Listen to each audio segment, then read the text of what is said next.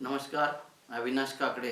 सम्माननीय मुख्यमंत्री जी, आपने लॉकडाउन का निर्णय लिया, सोशल डिस्टेंसिंग होना चाहिए, चेन टूटना चाहिए, बात सही है।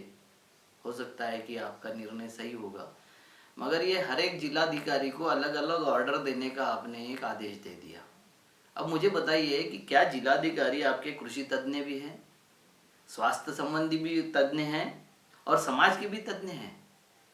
जो 60-70 कमेटियों का उसके आईएएस की वजह से उसको आप बना देते हो, चेयरमैन बना देते हो, और वो अपने मातहत सारे कर्मचारियों को पूछते रहता है।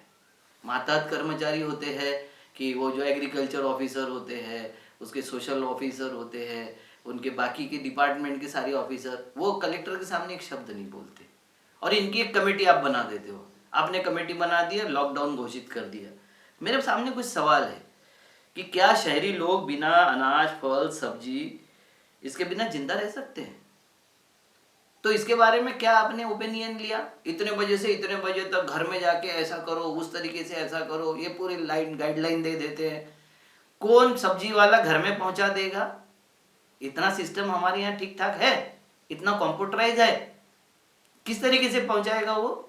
उसके बारे में कोई चिंता करने की आपको जरूरत नहीं महसूस हुई? इसके बारे में कोई स्पष्ट गाइडलाइन आपने नहीं दिया? क्यों नहीं दिया गाइडलाइन?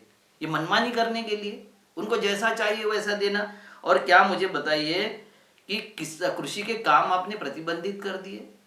अगर नहीं किए हैं तो उनको लगने वाले सारे औजार, उनको लगने वाले खाद, उनको लगने वाले बीज और उनके होने वाला नुकसान, उसकी भरपाई आप कैसे करोगे?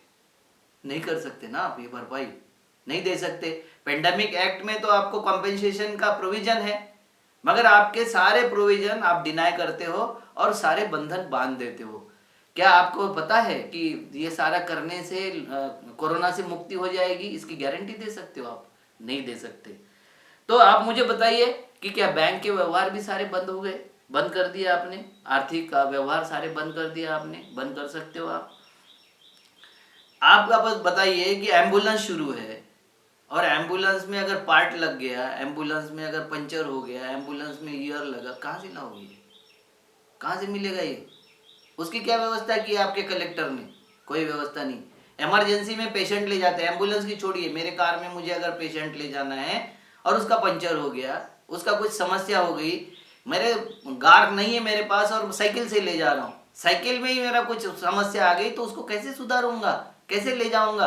आपने देखा उत्तर प्रदेश में साइकिल पे लाशें ढो रहे लोग।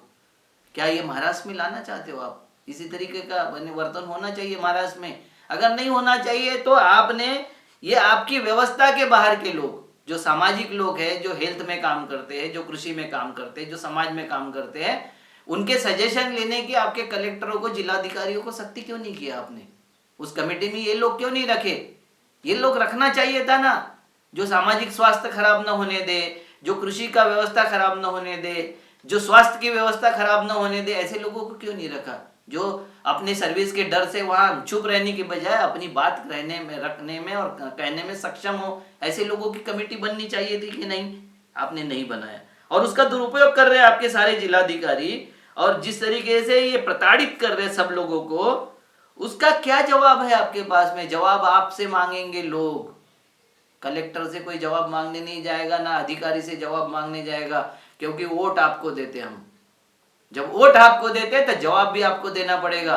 और आपको समझाने वाले लोगों ने किस तरीके से समझा दिया पता नहीं है, कि ये इस तरीके से मनमाने निर्णय दिए जा रहे हैं, सब जगह ऐसे ही मनमाने निर्णय हो रहे हैं। उनको लगता है वो उस तरीके से सर्कुलर जारी कर देते, और सर्कुलर में कॉम्पेंसेशन का कोई बात नहीं है, क्लॉज नहीं है। लिखो ना उसमें कि आपका नुकसान हुआ होगा तो हमारे तरफ कॉम्पेंसेशन मांगिए, हम कॉम्पेंसेशन देने के लिए बाध्य है। क्यों? सरकार की जिम्मेवारी नहीं है? जबरदस्ती करनी जब सरकार की जिम्मेवारी है, तो कॉम्पेंसेशन देना भी सरकार की जिम्मेवारी है। आप बोलोगे पैसे कहाँ से आएंगे, तो अगर आपका पुसाता नहीं है, आप अगर पैसे दे नहीं सकते, कॉम्पेंसेशन दे नहीं सकते हो, तो ऐसे उटपटांग लॉकडाउन लगाते क्यों हो भाई? क्या जरूरत है उटपटांग लॉकडाउन? क्योंकि उससे मौतें तो रुकी नहीं है, उससे मौतें कुछ कम हुई नहीं है, मौतें तो वैसे ही चल रही है। तो फिर इसका मतलब क्या होगा? और जब ये बंद काल में हमारी कृषि खराब हो जाएगी, क्योंकि आपको पता है रातों रात ना फल आती है, ना सब्जी आती है, ना कुछ चीज़ें आती है। रातों रात तो कुछ नहीं आता, चमत्कार नहीं होता है वहाँ। कि वैसे बटन दबाया और शुरू हो गया और बटन दबाया और बंद किया। वो निरंतर चलने वाली प्रोसेस है, और उसका अगर लॉस हो गया ये आपके लॉकडाउन से, तो फिर क्या होगा? हमारे फूड सिक्योरिटी का क्या होगा, हमारे समाज का क्या होगा, किसानों का क्या होगा, उत्पादकों का क्या होगा? उसके बारे में सोचा क्यों नहीं आपने? आपसे अपेक्षा है आप कोई एक चालकानुवर्ती पार्टी के प्रतिनिधि नहीं हो। जैसे एक बैठे हुए हैं ऊपर विश्व गुरु, और उनको ऐसे लगता है कि मेरे सिवाय और किसी को कुछ नहीं समझता। मनमोहन सिंह जी भी उनको सजेशन देते हैं और दूसरे भी लोग सजेशन देते हैं, राहुल गांधी भी सजेशन देते हैं, तो वो सजेशन को हवा में उड़ा के उनकी मजाक करना शुरू कर देते हैं और उनको जवाब इतनी ओछी भाषा में देते हैं। वैसी अपेक्षा आपसे नहीं है। आप कोई विश्व गुरु बनने के लिए नहीं हो, आप अच्छे सेवक हो, अच्छा काम कर रहे हो, सारे लोग आपकी तारीफ कर रहे हैं, मगर आपके सारे मातहत अफसर आपको बदनाम करने के लिए इस फडणवीस के साथ काम कर रहे हैं।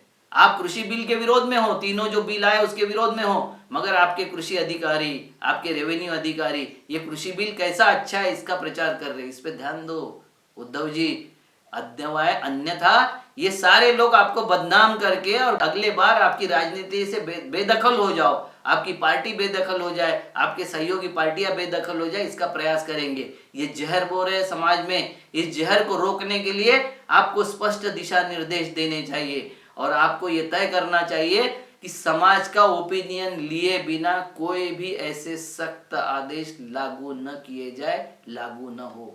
नमस्कार।